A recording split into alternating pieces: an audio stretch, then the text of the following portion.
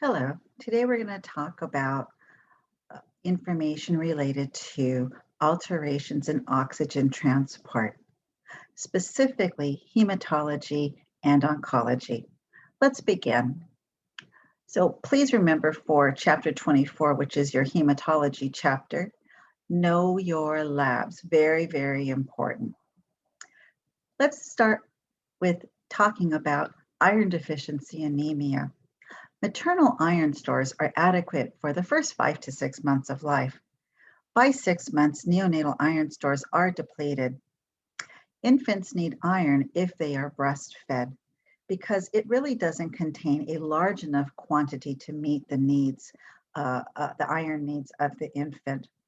If they are formula fed, they should take formula with iron, and both can actually start eating rice cereal that is fortified with iron.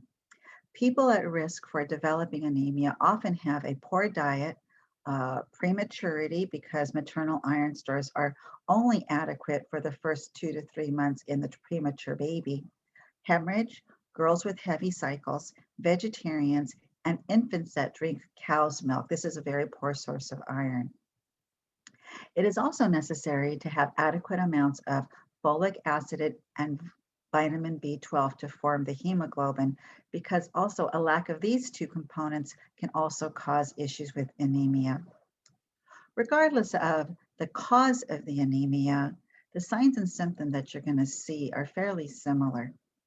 So muscle weakness, fatigue, shortness of breath, poor sucking, pale skin, pica, and that's the eating of non-food items. You can see this in pregnant women while they're eating clay or dirt.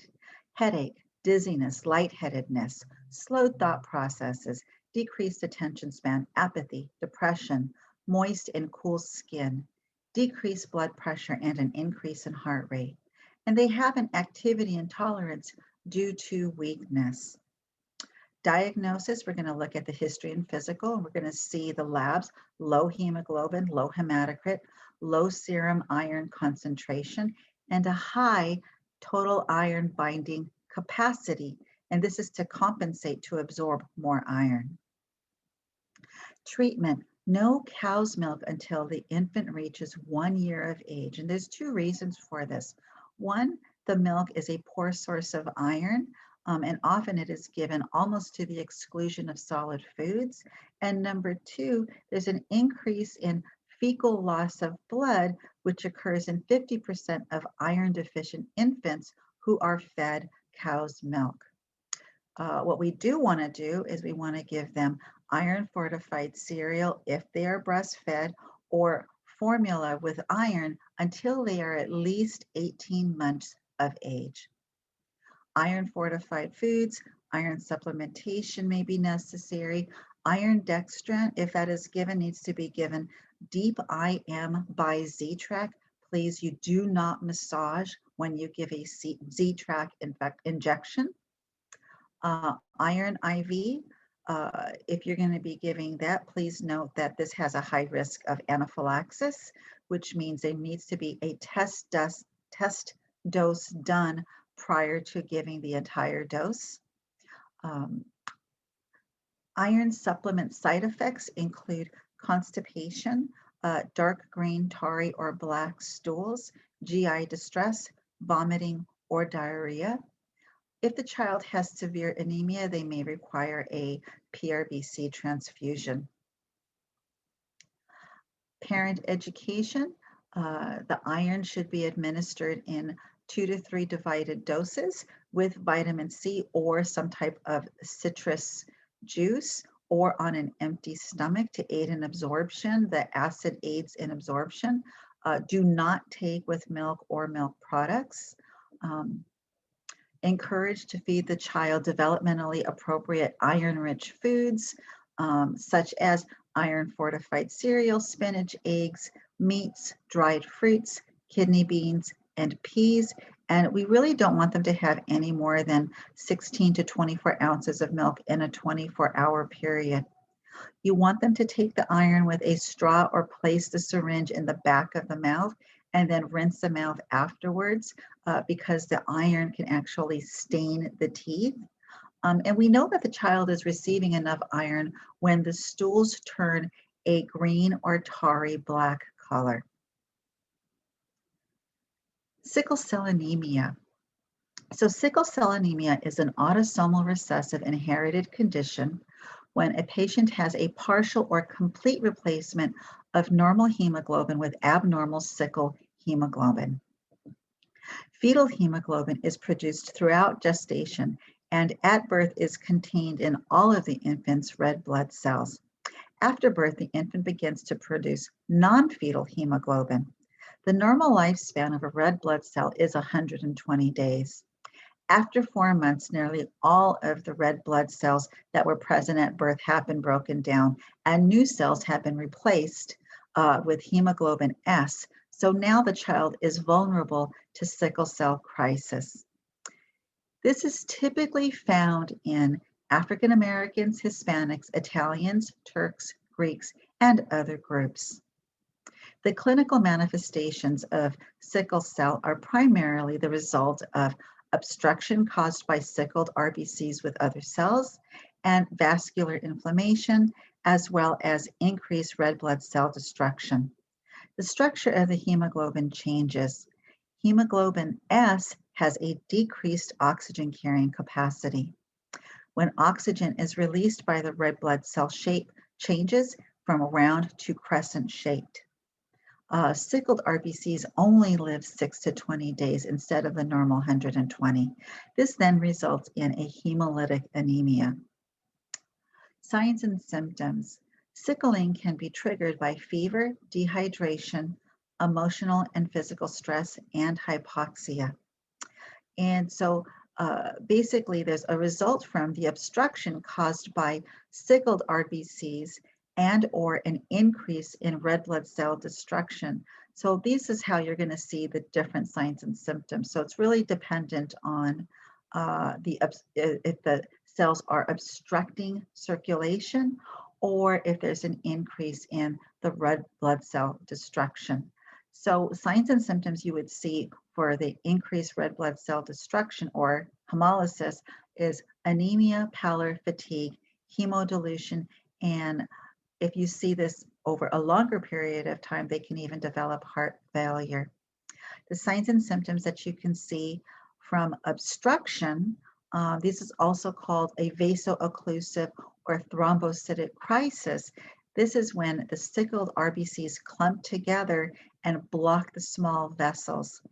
This can cause an increase in blood viscosity, causing sludging and increased hypoxia in that area.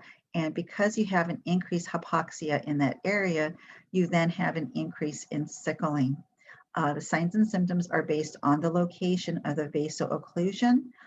This can result in local hypoxia, tissue ischemia, and tissue death. There is a picture in your textbook that describes all of these different signs and symptoms, but I am going to go over them here. So in the extremities here, you can see pain, chronic ulcers, osteomyelitis, osteoporosis, kyphosis, lordosis, necrosis of the femoral head, neuropathy, and weakness. Eyes, you can see retinal detachment and blindness. The brain, they are at risk for CVAs, also known as strokes, visual disturbances, paralysis, seizures, and death. GI, liver, here you can see vessel blockage causing hepatomegaly and cirrhosis. Spleen, you can have a splenic sequestration crisis. This is a pulling of the blood in the spleen causing anemia, decreased blood volume, and shock. Signs and symptoms include a sudden onset of an enlarged spleen, tender abdomen, faintness, pallor, changes in the level of consciousness, rapid breathing, a drop in blood pressure, an increase in heart rate, followed by a drop in the heart rate. The patient can literally die in minutes to hours. So this really is important to identify super fast. Kidneys, here you can see hematuria, diuresis, enuresis, and they can even progress to renal failure. Lungs, they can develop something called chest syndrome, which sort of looks like pneumonia, and they even treat it like pneumonia. They can have chest pain, fever, cough, tachypnea, wheezing, and hypoxia. This can lead to COPD and cor pulmonale. Dactylitis, also called hand-foot syndrome. Here you're going to see pain and swelling of the hands and feet. It usually resolves in a few weeks. This is most commonly seen in children 6 months to 2 years of age. If you look at box 24.2, this is where you'll see all of the clinical manifestations in your text. Diagnosis, newborn screening. Early diagnosis before 3 months enables to help in early intervention to minimize complications. The sickle turbidity test, also called the sickle dex, is used for screening purposes. Blood samples taken from the finger stick can be completed in 3 minutes. Note they can also do a heel stick.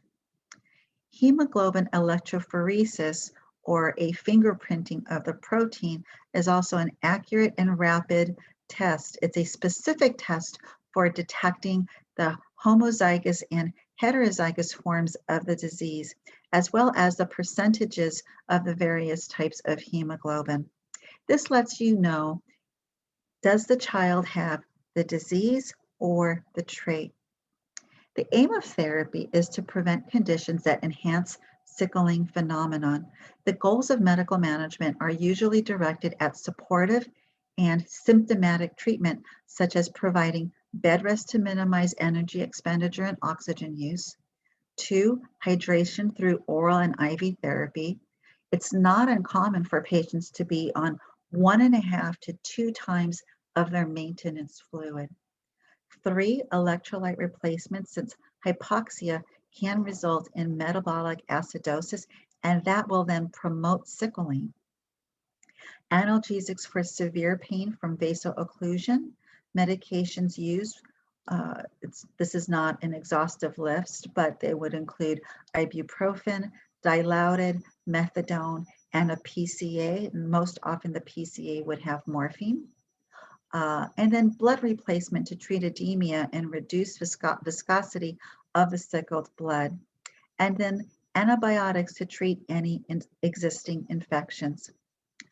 Hydroxyurea, which is an antineoplastic, is used in severe cases. It has been found to reduce the frequency of painful crisis, acute chest syndrome, and they have found that the patient will then need fewer blood transfusions. Side effects are usually mild headache or mild gastrointestinal symptoms. They can also have abdominal discomfort or nausea. Dermatologic changes include skin hyperpigmentation or darkening of the nails. Toxicity is transient and reversible. Myelosuppression, primarily neutropenia, can occur. Pneumococcal and meningococcal vaccines are recommended for children because of their susceptibility to infection. Oral penicillin is recommended by 2 months of age until they are 5 years of age to prevent pneumococcal sepsis. Short-term oxygen therapy is given to the hypoxic child. Severe hypoxia must be prevented because severe systemic sickling can occur and be fatal. But please remember, we want to avoid prolonged use of oxygen therapy because this can depress bone marrow functioning that can further aggravate anemia.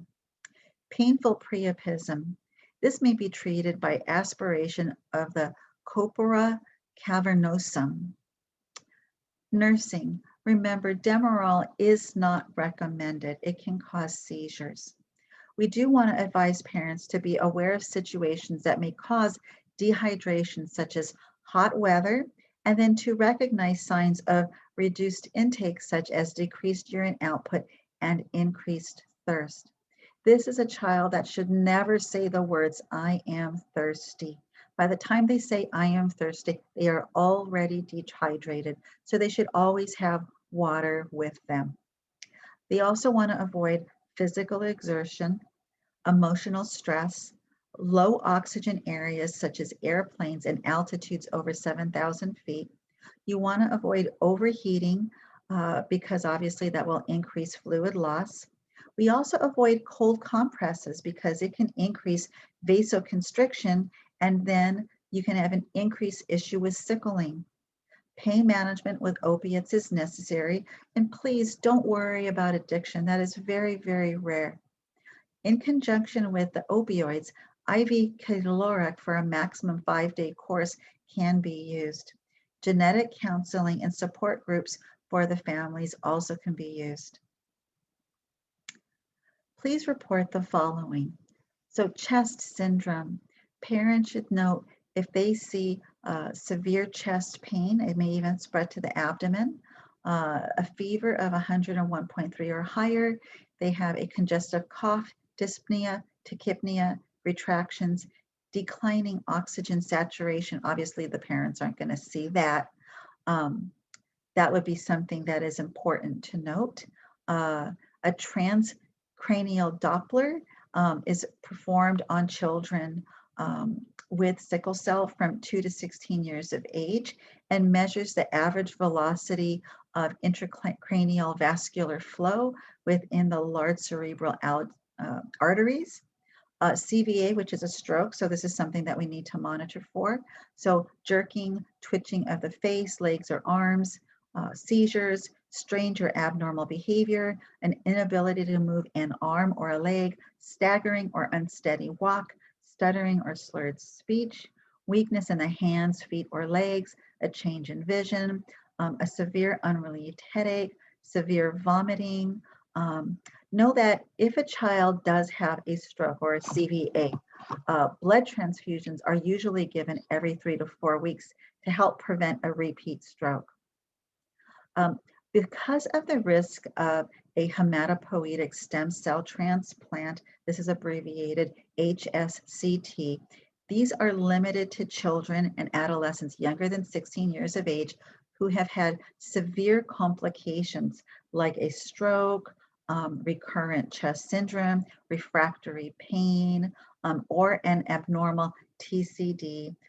And they also need to have an HLA matched donor. This is a cure. Most people that have this condition live into their 5th decade. Know that the major cause of death is in children under 5 years of age is infection.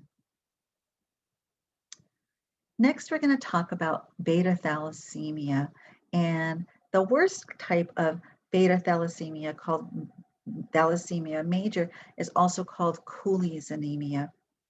So beta thalassemia, this is a inherited hemolytic anemia characterized by a reduction or absence of the beta globulin chain in hemoglobin synthesis. Beta thalassemia is the most common of the thalassemias, and it occurs in 3 forms. So you have the thalassemia minor, you have thalassemia intermedia, and thalassemia major. So Cooley's anemia, which results in a severe anemia that would lead to cardiac failure and death in early childhood without transfusion support. So this is the worst one. Normal postnatal hemoglobin is composed of 2 alphas and 2 beta polypeptide chains. In beta thalassemia, there is a partial or complete deficiency in the synthesis of the beta chain of the hemoglobin molecule. This unstable unit results in damaged RBCs causing severe anemia. This is genetically determined by an autosomal recessive pattern of inheritance. This is most common seen in Italians, Greeks, and Southeast Asians and African ancestry. Hemoglobin electrophoresis confirms the diagnosis. Signs and symptoms. So here we're going to see these symptoms typically before the diagnosis. So they will have signs of anemia. So we already talked about all those different signs that you could see. Unexplained fever, poor feeding, greatly enlarged spleen or liver, And as anemia gets worse, they can have signs of chronic hypoxia, headache, precordial pain, bone pain, decreased exercise tolerance, listlessness, anorexia, and other features include a small stature, delayed sexual maturation, a bronzed, freckled complexion if they are not chelated, which means getting rid of the excess iron in their body. Bone changes, again, this is in older children if they are not treated. They can have an enlarged head, prominent frontal bossing, and parietal bossing, prominent malar eminences, flat or depressed bridge of the nose, enlarged maxilla, protrusion of the lip, and upper central incisors, and eventual malocclusion and generalized osteoporosis. There is a picture in your textbook. Treatment. Frequent and regular blood transfusions of packed red blood cells to maintain a hemoglobin above 9.5. They will use washed, packed red blood cells because here we're trying to minimize transfusion reactions. If this is not available, then they can use leukofiltered cells. The frequency of the amount of transfusions really depends on the size of the child, usually anywhere from 10 to 15 milliliters of packed RBCs per kilogram every 3 to 5 weeks. Again, this is dependent on their labs. Iron chelation therapy with deferoxamine reduces the toxic side effects of excess iron in the organs, also called hemosiderosis. An increased iron, this increases the iron excretion through urine and feces. An iron chelating agent is given with small oral supplements of vitamin C. So the desferoxamine infusion of 100 to 150 milligrams per kilo a day is given in the hospital during blood transfusions. They are not given in the same IV, they are given in separate IV lines. And this is used for a child for if they have a very high level of iron and or if they don't have great compliance in the home with their chelation therapy. Subcutaneous infusions can be 50 milligrams per kilogram a day, and this can be done at night and infused overnight for home therapy. A splenectomy, supportive management of complications, and know that hematopoietic stem cell transplantation is a possibility for young patients that have few complications are good candidates. And the survival rate for that is anywhere from 85 to 90%. As a nurse, we want to promote compliance with transfusions and chelation therapy, assist the child in coping with the anxiety of going to the hospital and frequent blood transfusions and chelation therapy. Foster the child and the family's adjustment to a chronic illness. Definitely monitor for complications of blood transfusions. The parents need genetic counseling. The teen, once they get to that point, they're going to need support because often they do not look their age. And it's great to give them information on how to look their age because their sexual maturity may be delayed. They look very young. And as you know, teenagers don't want to look like 8 and 9-year-olds. So it's definitely beneficial to give them information on how they can look closer to what their age actually is. Aplastic anemia. These are disorders characterized by the failure of the bone marrow to produce all 3 types of blood cells: red blood cells, white blood cells, and platelets. This may be congenital, which is called Fanconi syndrome. This is extremely rare. This is also acquired due to infections like HPV, hepatitis, mononucleosis, immune disorders, drug reactions, so certain chemotherapies, anticonvulsants and antibiotics, radiation, exposure to insecticides like benzene, as well as exposure to lead. Idiopathic aplastic anemia, here this is where really they really can't find a reason of why they've developed this. So signs and symptoms, this is based on the degree of bone marrow failure. You can see petechiae, purpura, and bleeding, muscle weakness, fatigue, shortness of breath, poor sucking, pale skin, pike eye, headache, dizziness, lightheadedness, slow thought process, decreased attention span, apathy, depression, moist and cool skin, decreased blood pressure, and increased heart rate. So all those same kinds of signs and symptoms that we've talked about before. Diagnosis, here we're going to see leukopenia, neutropenia, thrombocytopenia, pancytopenia, and the definitive diagnosis is a bone marrow aspiration that shows a conversion of red marrow to yellow marrow and greatly reduction in the number of cells. So treatment, irradiation, immunosuppression, bone marrow transplantation, RBC and platelet transfusion, anti-lymphocyte globulin, anti-thymocyte globulin, and cyclosporin are the principal drugs of treatment. Colony-stimulating factors that stimulate the marrow to produce blood cells may also be given. Prior to a bone marrow transplantation, the child must be hospitalized to medically suppress the immune system. Bone marrow transplantation from a compatible sibling or parent is the treatment of choice. Nursing, we want to prevent bleeding and infection. The family needs lots of emotional support because this can be life-threatening. Place the child in a private room to minimize exposure to infective organisms. Advise all visitors and staff to use good hand washing techniques. Monitor vital signs, especially the temperature, to detect possible infection. Provide nutritionally complete diet for the age to support the body's natural defenses. Administer the medications as prescribed. Explain all of the procedures carefully at the child's level of understanding to reduce the fear. Observe for signs of transfusion reactions, chills, shaking, fever, pain at the needle site. Teach parents about the disease process and monitor the lab values. Hemophilia. So hemophilia A, classic hemophilia, is caused by a deficiency in factor VIII.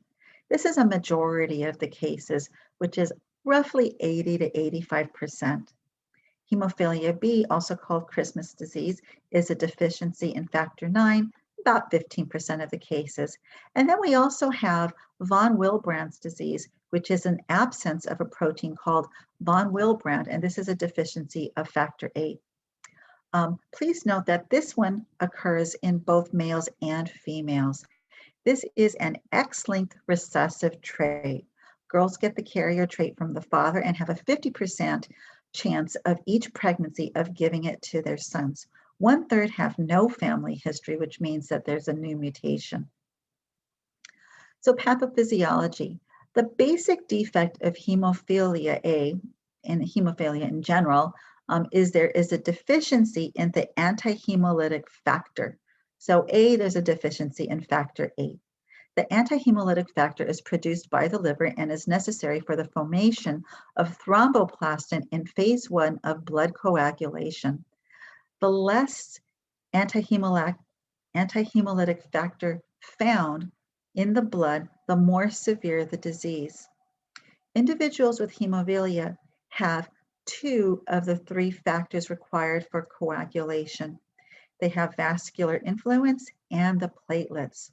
So they bleed longer, but not faster.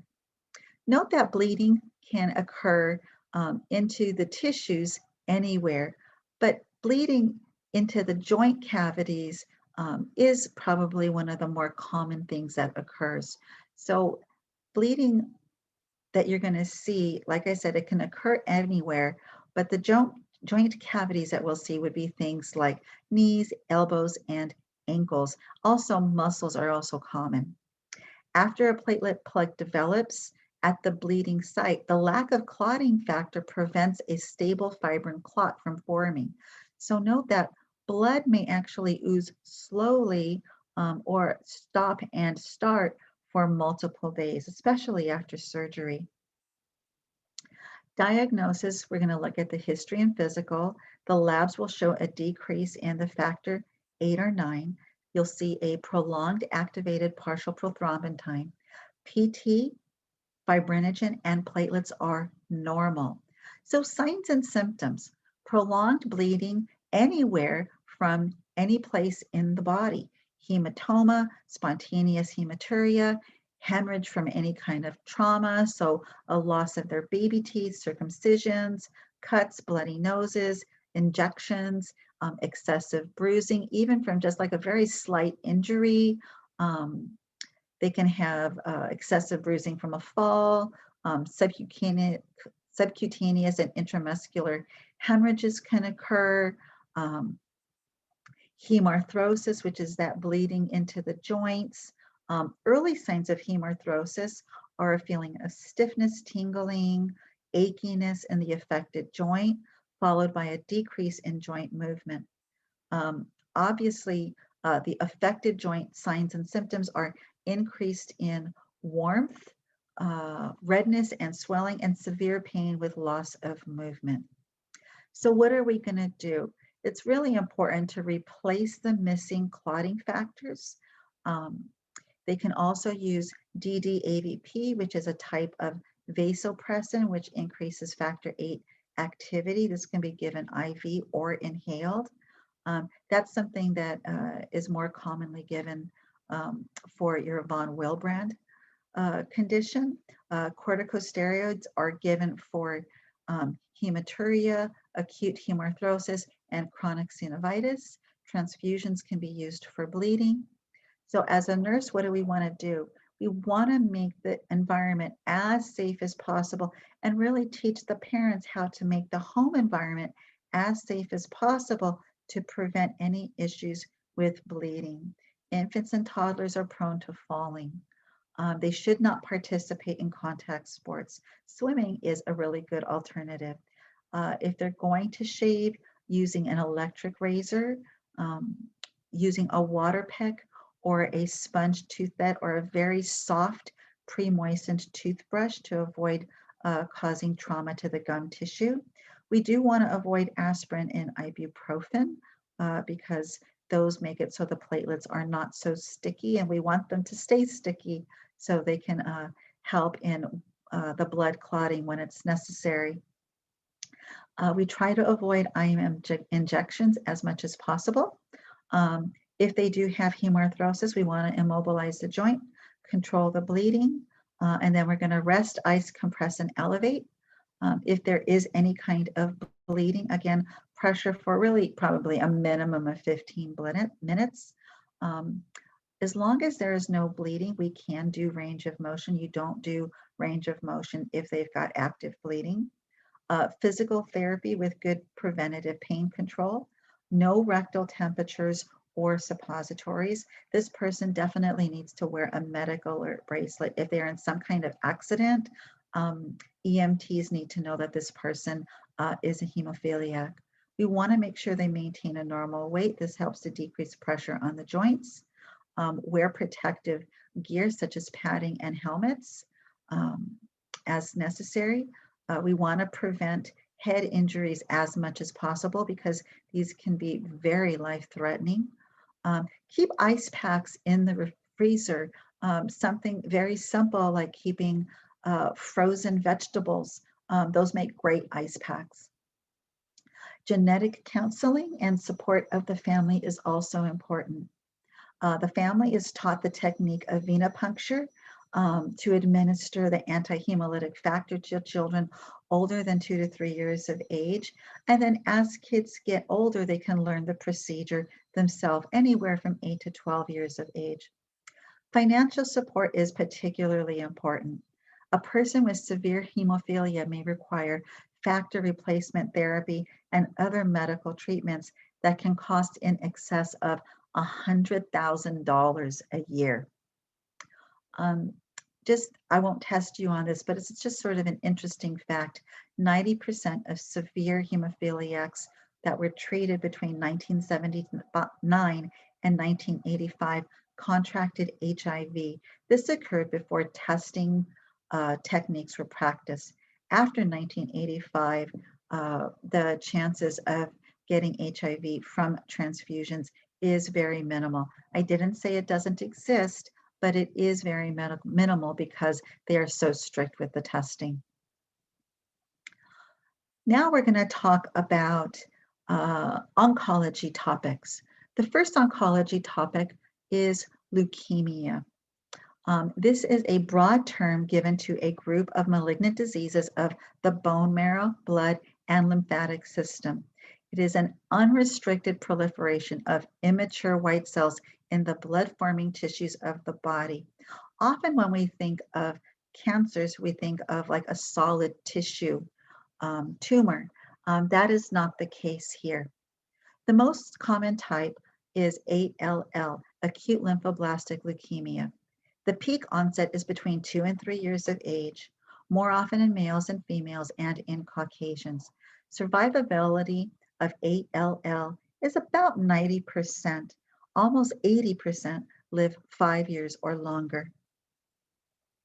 The child between ages 2 and 10 with ALL and an initial white blood cell count of less than 50,000 millimeters cubed at the time of diagnosis has the best prognosis. Acute non-lymphoid leukemia, also called AML, is a type of cancer in which the bone marrow makes abnormal myeloblast, precursor of the granulocytes, which is a type of white blood cell. Red blood cells are platelets. Acute myelogenous leukemia has no set age of onset and occurs in all ethnic groups, more common than ALL in adolescents. 85 to 90% of adolescents with AML reach their first remission, and 55 to 65% live 5 years. Death usually follows overwhelming infection. Children with trisomy 21 have a 20 times greater risk for developing ALL. Children with more than 50 chromosomes on the leukemic cells have the best prognosis. Specific translocations of chromosomes on the leukemic cells can also affect the prognosis. So let's talk about the signs and symptoms. 3 main problems: anemia, infection, and bleeding. Other signs and symptoms are malaise, fever, pallor, anorexia, weight loss, muscle wasting, hepatosplenomegaly, enlarged lymph nodes, bone and joint pain. If the central nervous system is involved, signs and symptoms you might see here would include headache, vomiting, papilledema, stiff neck and back, irritability, and lethargy. Definitive diagnosis really is a bone marrow aspiration, and here you're going to see monotonous infiltrate of blast. They will also do a lumbar puncture to see if there's any CNS involvement. So treatment. Treatment of leukemia involves the use of chemotherapy agents with or without cranial irradiation, and this occurs in 4 phases. The induction phase, the intensification therapy phase, the maintenance therapy phase, and then the central nervous system prophylactic therapy phase. Chemotherapy in ALL can result in tumor lysis syndrome due to the release of the purines from the destroyed leukemic lymphoblast. Treatment for this includes allopurinol, rasburicase, and IV hydration. Exchange transfusions may be necessary in severe cases. Cranial irradiation in some cases is used for resistant central nervous system disease or testicular relapse. So again, hematopoietic stem cell transplantations. This is used for patients with intermediate and high-risk AML with a suitable donor recommended for transplant during the first clinical remissions. What are the risks? Significant risks of morbidity and mortality, graft versus host disease, overwhelming infection, severe organ damage. Cure after HSCT occurs in up to 60 to 70% of cases. If there's a relapse after this, then prognosis is truly poor. Many factors are determining the prognosis. So that's the initial white blood cell count, age at diagnosis, type of cell involved, gender, and then the karyotype of the analysis. Again, children diagnosed between 2 and 10, better outlook than those diagnosed before 2 and after 10. Girls have a more favorable prognosis. Nursing care, we need to prepare the child and the family for the procedures. Pain management, prevent the complications of myelosuppression, and we are going to talk about the side effects of chemotherapy and irradiation later on. Increased susceptibility to infection, and this is at the time of diagnosis and relapse, also during immunosuppressive therapy. Also know that after prolonged antibiotic therapy, that can predispose the patient to growth of resistant organisms. Infection control, so we want to look at the environment, hand hygiene, visitor restrictions, nutrition, and then we want to think about they may need to be on a low microbial diet. So that means everything needs to be well cooked. In general, we don't want them eating any kind of like raw meat or rare meat or soft cooked eggs, cheeses with mold, and things like that. Here you're going to notice it says seek care of the child with cancer. So like I mentioned, we are going to talk about children receiving chemotherapy as well as radiation. Additional things we want to think about are gentle assessment, monitoring for signs and symptoms of bleeding infection, especially after chemo, but also before chemotherapy because this child is going to have issues with their white blood cell count prior to diagnosis.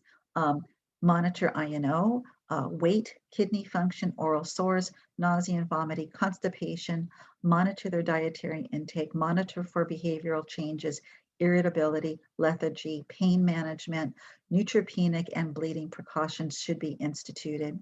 Teach the parents to monitor the temperature daily and to observe for any kinds of signs and symptoms. And then it's important to support the family and the child and to connect them to a support group. Lymphomas. So this is a group of neoplastic diseases that arise from the lymphoid and hematopoietic systems. They're divided into Hodgkin disease and non-Hodgkin's lymphoma. These diseases are further subdivided according to tissue type and extent of disease, and this is done through staging. In children with non-Hodgkin's lymphoma is more common than Hodgkin's disease. Although Hodgkin's disease is extremely rare before 5 years of age, there is a striking increase in children's ages 15 to 19 when it occurs with almost the same frequency as leukemia. So first we're going to talk about Hodgkin's disease. This is a neoplastic disease that originates in the lymphoid system and primarily involves the lymph nodes. Hodgkin's disease is prevalent in adolescence and the young adult period, with a striking increase between the ages of 15 and 19 years of age. An Ann Arbor staging classification system is one basis for treatment and prognosis. Please note that subtype A has a much better prognosis. The Ann Arbor staging system assigns a stage based on the number of sites of lymph nodes involved, presence of extranodal disease, and a history of any other symptoms. So there are 4 stages which are in your textbook and you can read those. Please know that each stage is further divided into a separate classification. So you have stages 1, 2, 3, and 4, and then you have classification A, which is asymptomatic. Classification B, they have a temperature of 38 Celsius or higher for 3 consecutive days, drenching night sweats, or unexplained weight loss of body weight greater than or equal to 10% over the preceding 6 months. Classification E is extra lymphatic disease beyond the contiguous nodal disease. Classification S, this is used when the spleen is involved. And then nonspecific systemic symptoms, the tongue teaser, fatigue, anorexia, mild to severe pruritus, and slight weight loss. Other clinical manifestations that you could see: an asymptomatic enlarged lymph, cervical or supraclavicular lymph nodes. This is something that is very common. Painless enlargement of the lymph nodes, enlarged, firm, non-tender, movable nodes in the cervical area are most common.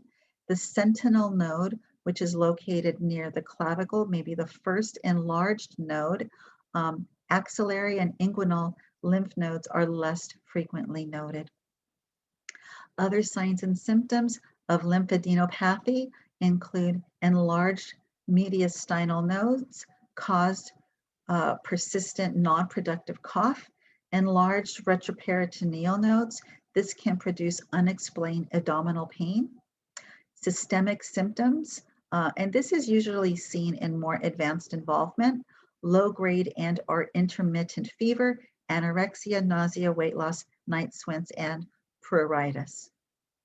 So diagnosis, history and physical. Since multi-organs can be involved, multiple tests are typically done for accurate staging.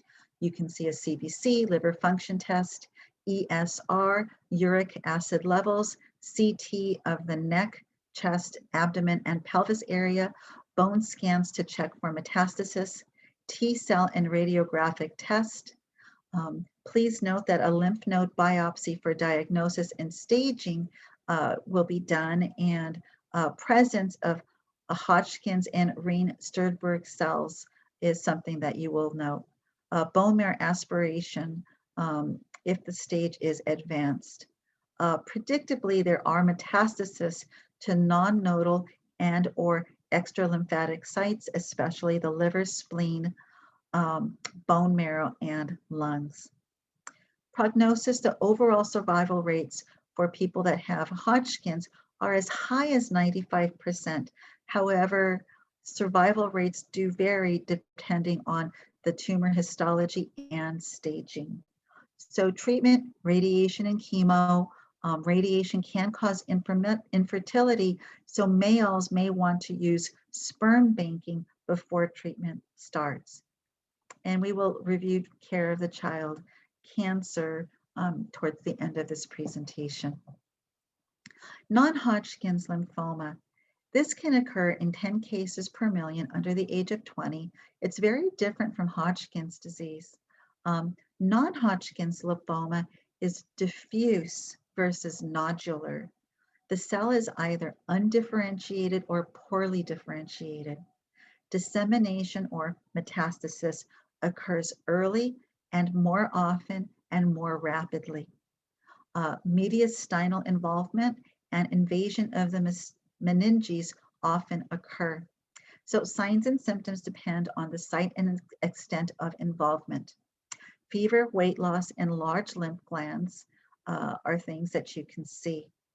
Non-Hodgkin lymphoma involves the lymph glands frequently of the neck and chest, although other lymph glands also can be involved, like the axillary and abdominal and inguinal nodes.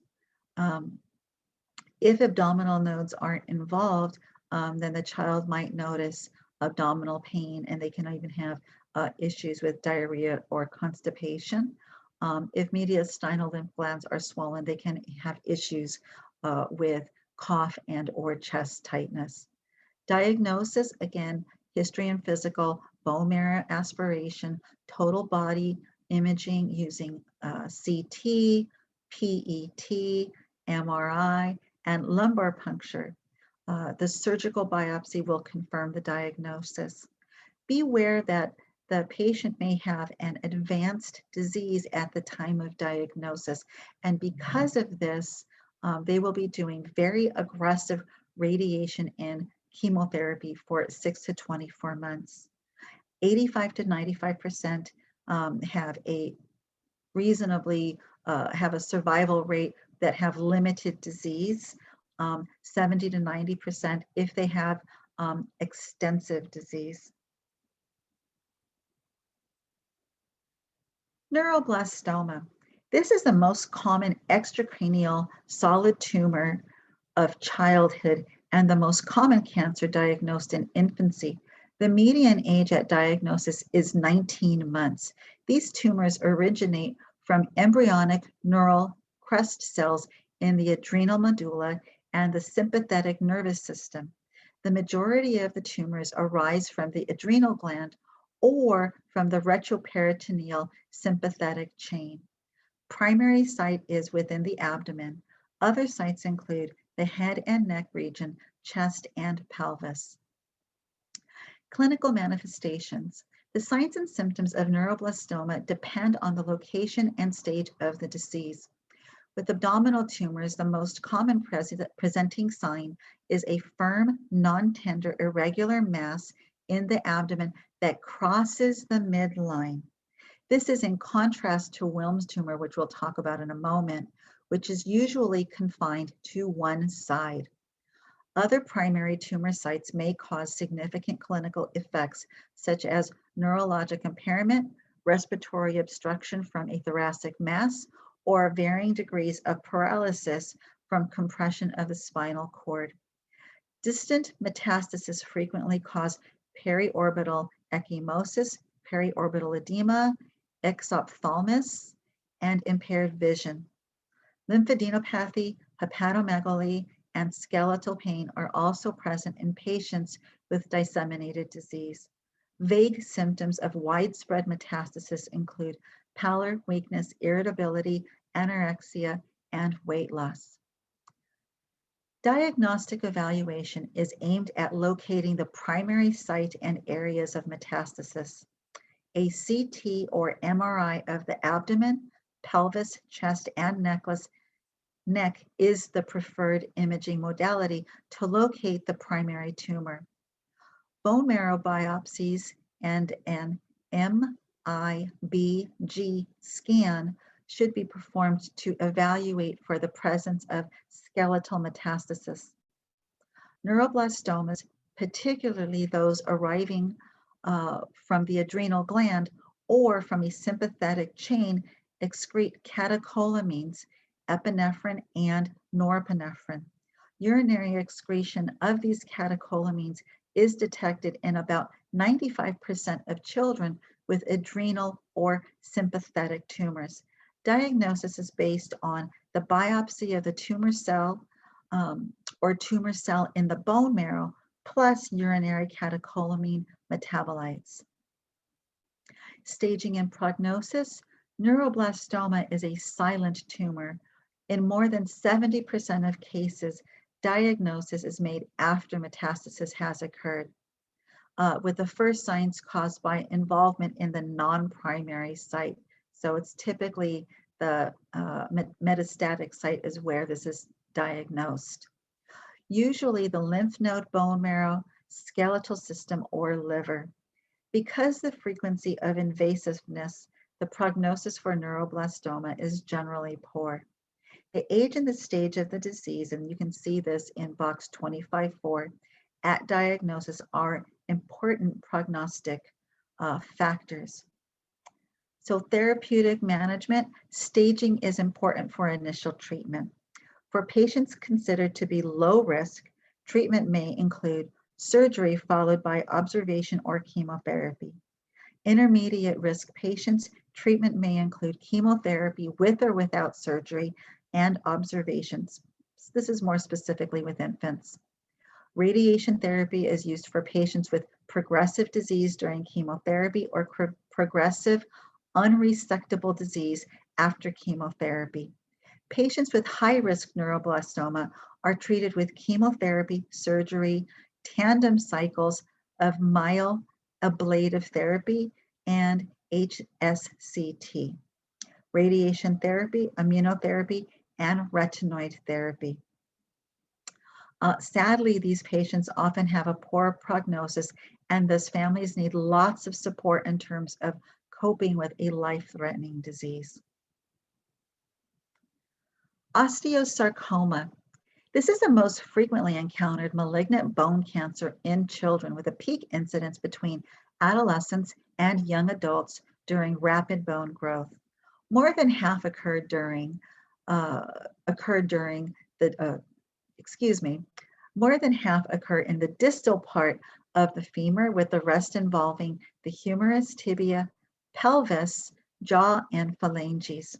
Signs and symptoms include pain, swelling, fixed bone nodules, unexplained weight loss, limping, decreased range of motion, and possibly pathologic fractures at the tumor site. Diagnosis: X-ray, CT, MRI, and a tumor biopsy to confirm the diagnosis. In addition, a PET scan may be done for metastasis. Treatment: chemotherapy and/or radiation. This may be done before and after surgery. Amputation or limb salvage procedures may be done.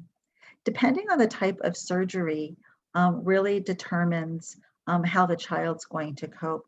Obviously, amputation is more difficult to cope with than a limb salvage procedure.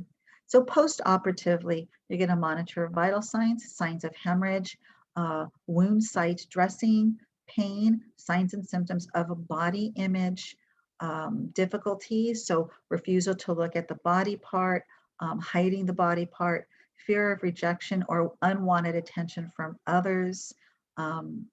They can have issues with a preoccupation with the loss and a distorted perception of body image. Note that the site must fully heal before they do chemotherapy or they do a prosthetic fitting. You want to help the child before surgery by letting them interact with children that are well adaptive who have had a similar experience. Encourage the child to care for the residual stuff and then let them know that they can still participate in sports with special prosthesis. Plan with the child how they will tell their friends about what happened and what type of things that they may face at school. This is where role playing becomes very crucial. This way the child will be able to role play with the nurse what they're going to say when they see their friends at a later time. Physical therapy and rehab and chemotherapy will occur, and they need to have this followed up after discharge. A permanent prosthesis is typically fitted in 6 to 8 weeks. It takes about that long for the swelling to go down so you can have a proper fitting. Long-term survival is about 70-ish. Phantom limb pain may develop following amputation in roughly 60 to 80% of the people. This symptom is characterized by pain, tingling, itching, burning, and or cramping in the area of the amputated leg. The child and family need to know that the sensations are real. They are not imagined. Morphine, gabapentin, and ketamine have been used successfully in children to decrease the pain, but it may not completely eliminate it. Please note that this was only present in 10% of people over a year later. The second most common bone cancer in children is Ewing sarcoma.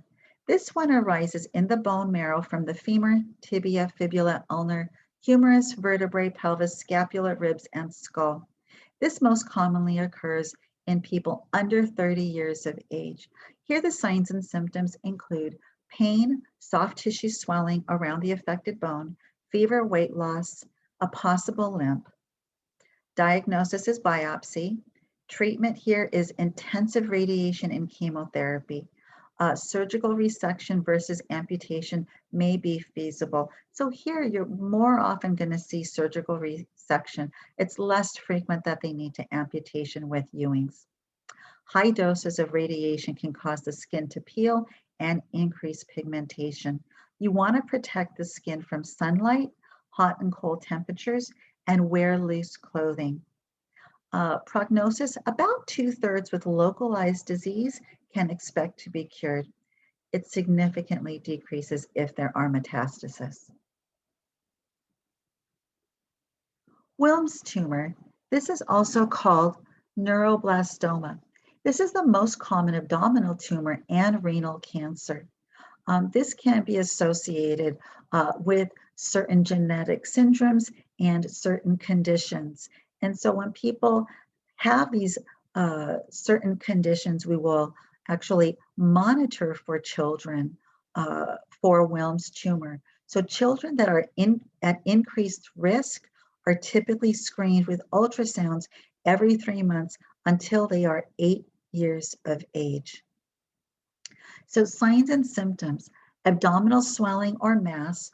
It is typically a firm, non-tender, confined to one side. So we already talked about neuroblastoma is not confined to one side, whereas Wilms tumor is. It is typically deep within the flank. Pain is present in maybe 40% of patients. Hematuria is less than a quarter of the patients. Fatigue and malaise is present. Hypertension is only present in 25% of patients. Weight loss, fever, manifestations resulting from compression of the tumor mass, secondary metabolic alterations from the tumor or metastasis can occur. If the metastasis, the symptoms, if the metastasis is in the lungs, would be dyspnea, cough, shortness of breath, and sometimes chest pain. So remember, the resulting metastasis signs and symptoms really depend on the location of the metastatic mass. Diagnosis, family history, history and physical, CBC, UA, BUN, creatinine, liver function test, abdominal ultrasound, IVP, CT, and MRI of the body to check for metastasis. A biopsy is not done here because the tumor early on is typically encapsulated, so we don't want to break the capsule. Also, for patients receiving IVPs, note that these are usually very young children, so these aren't patients that we're asking about pregnancy.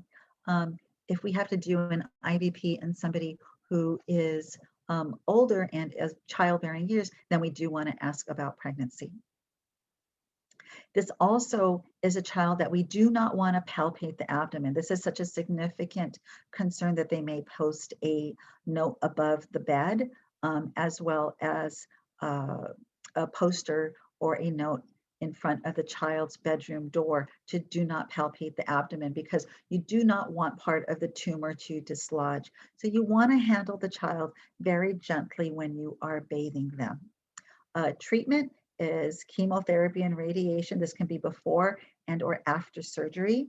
The surgery is to remove the tumor and the kidney. Surgery usually takes place rather rapidly, so normally within 24 to 48 hours after diagnosis.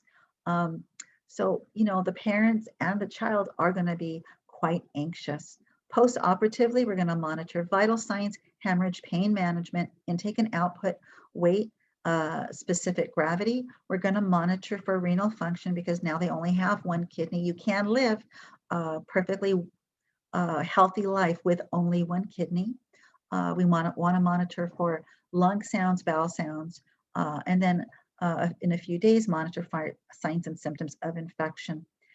The child will probably have a central line, and so the family needs to be taught how to care for that central line. As nurses, we need to monitor for signs and symptoms of infection, as well as its functioning, and then monitor for side effects of chemotherapy and radiation if it is used. Once the child has recovered, they need to avoid contact sports because they only have one kidney and we don't want that to become injured.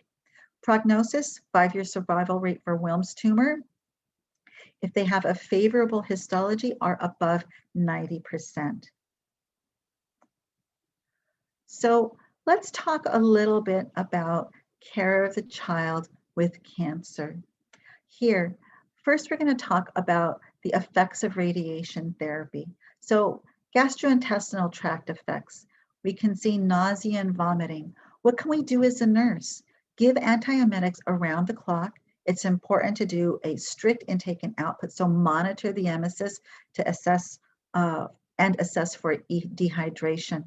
Anorexia, we want to encourage foods and fluids that are best tolerated, usually light, soft diet, and small frequent meals. We need to weigh them every single day to monitor for weight loss. Anytime you're weighing people, especially daily, you want to use the same scale at the same time of day, ideally using the same clothing.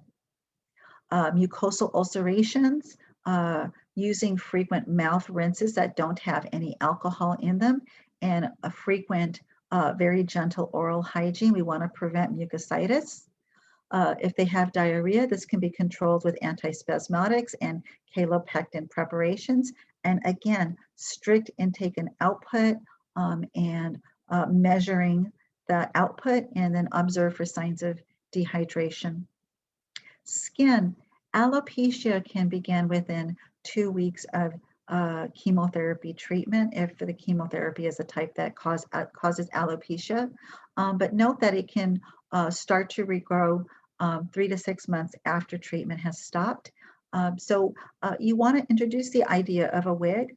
Make sure they understand they still need to keep their scalp clean. And when it's cold outside, to make sure that they cover their head. Also, make sure that they remember if they are going outside without any kind of a head covering, they need to put sunscreen on their head. They can develop something called a dry or moist desquamation. So it's sort of like a skin peeling. Do not refer these skin changes as a burn, because then they're going to think, are they doing something wrong? You want to keep the skin clean. Wash it daily with very, very gentle soap. You don't need to use a bunch of soap. You definitely do not want to remove any of the skin markings that the radiologist has placed. Avoid sun exposure. And when they have that sort of dry skin, applying a lubricant.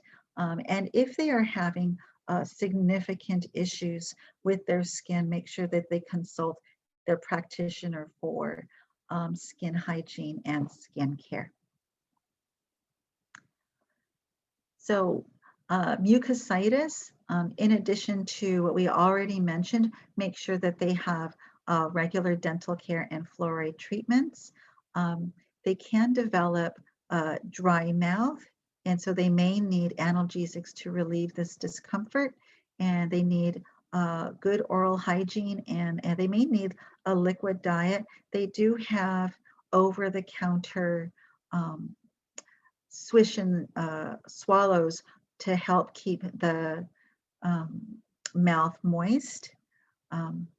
Urinary bladder, so there's something called radiation cystitis, and you want to encourage liberal fluid intake and frequent voiding, and you need to monitor for hematuria.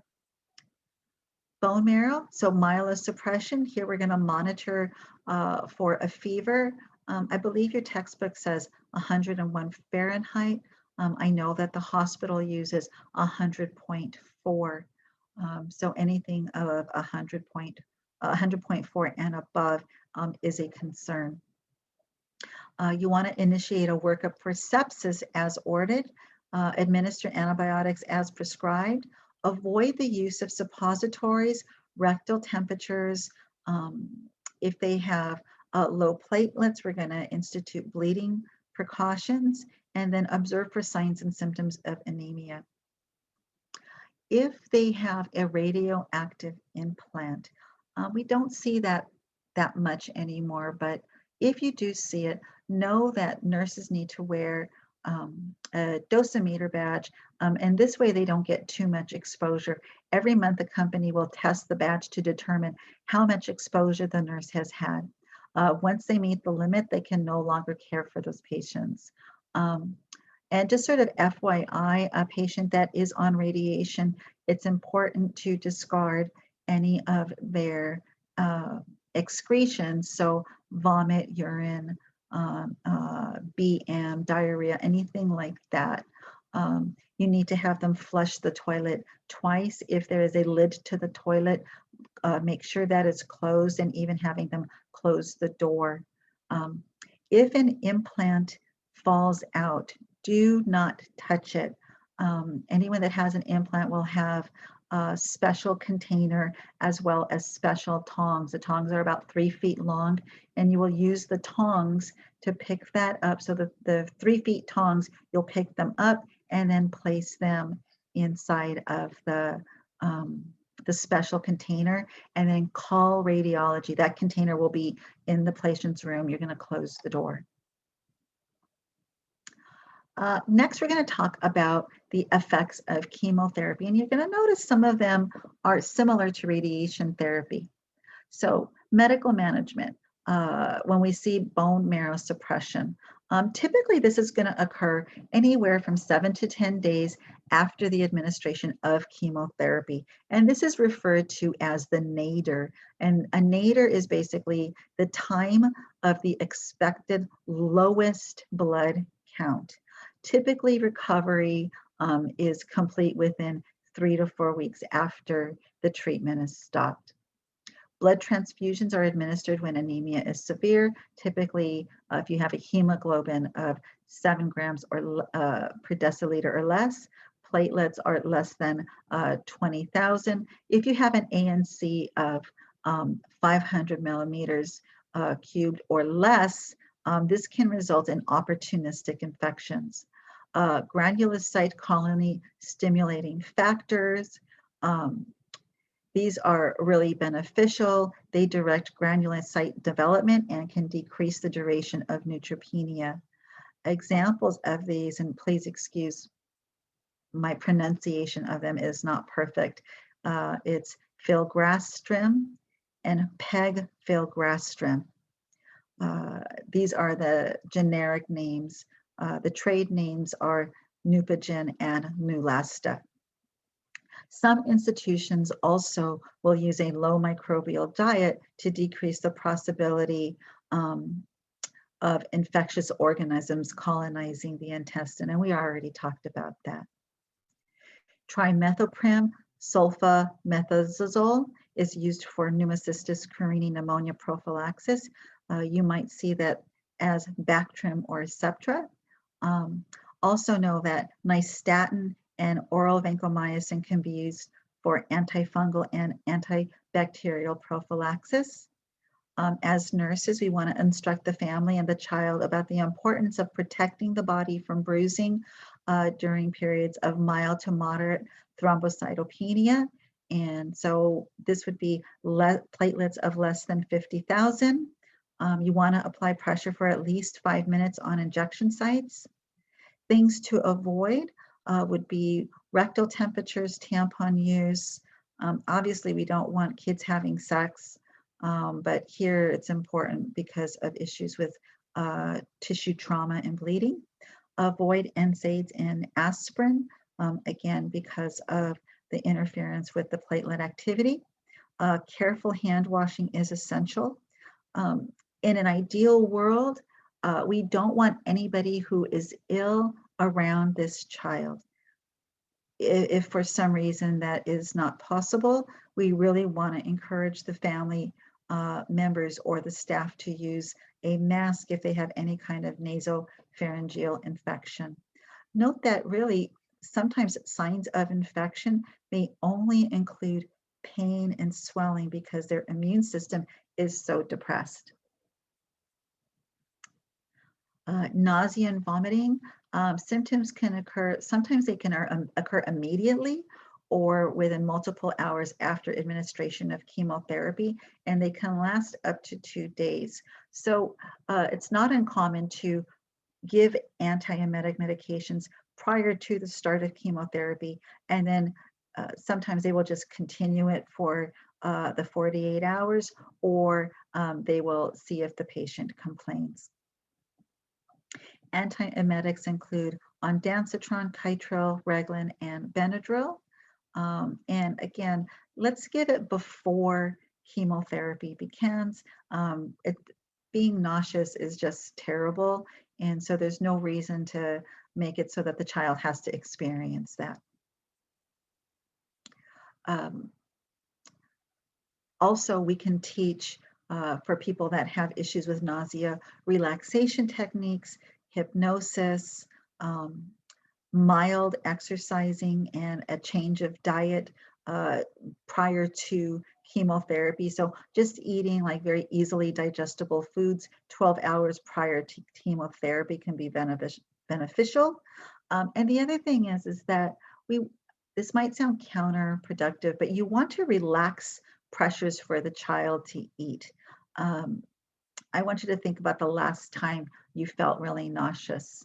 And if somebody was to tell you, uh, eat, eat, eat, you would probably be very unamused. So there are hyperalimentations and other things that we can do for this child. Um, like I say, anorexia and weight loss, and this kind of goes in conjunction with nausea and vomiting, know that sometimes hyperalimentation may be necessary if the child is losing weight. Pay careful attention to what the child is eating, because sometimes the chemotherapy can actually affect the way food does taste to the child. So you want to give them foods that they enjoy.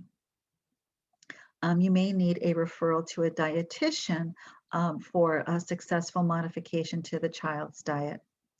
If they develop mouth sores, know that this can occur within a few days of being given chemotherapy. And this can actually contribute to anorexia. Antifungal agents such as nystatin or clotrimazole can lessen the possibility of a Candida infection. You want to promote good oral hygiene using a soft foam wand or water irrigation to clean the teeth.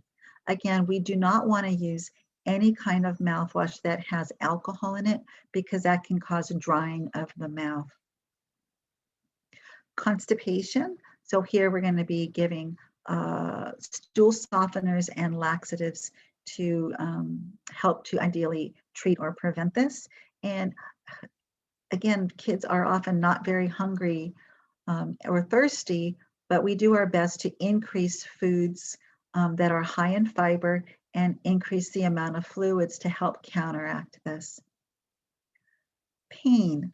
So depending on what's wrong with the patient and the severity of pain, that will actually determine the type of pain medication that we use. So they can be using acetaminophen, morphine, steroids, nonsteroidal anti-inflammatory drugs, antidepressants. Um, any of these can be used to manage pain. Demerol, again, not usually used due to its neuroexcitability side effects. Remember, it can cause anxiety, irritability, and seizure activity. None of these are things that we want to say happen. So nursing in terms of pain management, we want to do a very careful pain assessment.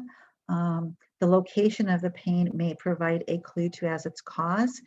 So they can have a metastasis to the skull, infiltration of the joints, or damage to the soft tissue. Pain associated with chemotherapy may also be related to oral mucositis, myalgia, or tumor embolization. Painful polyneuropathy can follow treatment with vincristine or cisplatin. Acetaminophen for pain can mask the presence of a fever, which can signal an infection. So careful and complete physical assessment is needed to identify infection. Most often, prior to giving acetaminophen, you want to check the patient's temperature. That will help to prevent the acetaminophen from masking a temperature or elevated temperature. Pharmacologic, non-hypnotic things like deep breathing, and then hypnotic methods of pain control may be used. The non-pharmacological methods often provide are often helpful in providing the child to be distracted when they have pain from multiple causes. We don't want to use viscous lidocaine orally in young children because this can decrease the gag reflex and increase a risk of aspiration. So typically you won't want to start using that until they're at least 4 to 5. Nursing alert. So when chemotherapy or immunotherapy agents with known anaphylactic potential are given, it is standard to practice or standard practice to observe the child for 1 hour after the infusion for signs of anaphylaxis like rash, urticaria, hypotension, wheezing, nausea, and vomiting.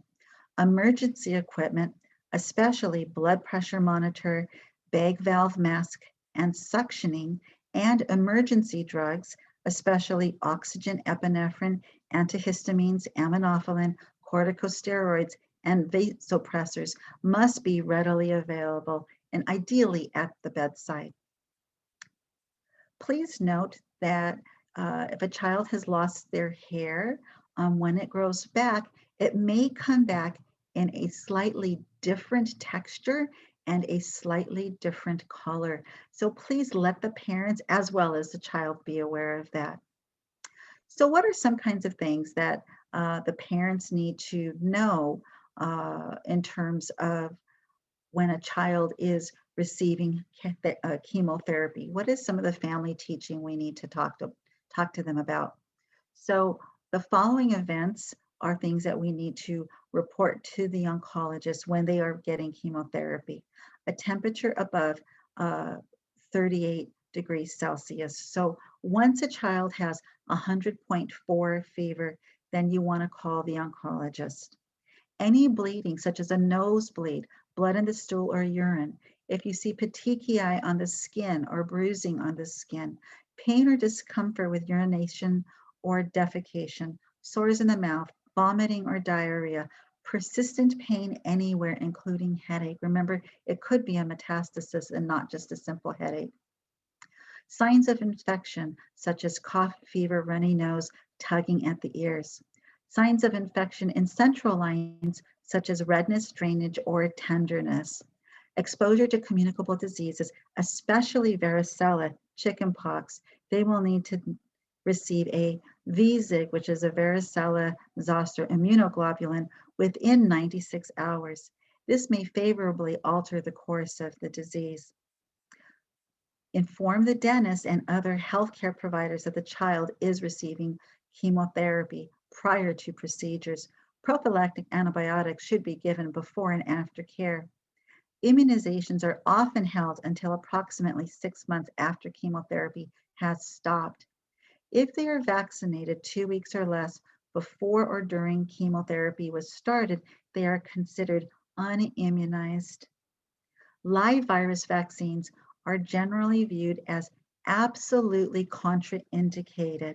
And remember, examples of these are measles, mumps, and rubella, varicella, rotavirus, and the inhaled flu vaccine. So not the one that's in the needle, the one that goes into the nose. That's a live virus vaccine, and that is an absolute contraindication.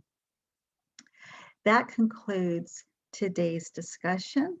Please remember to watch all of the videos that are due this week. Thank you and have a good day.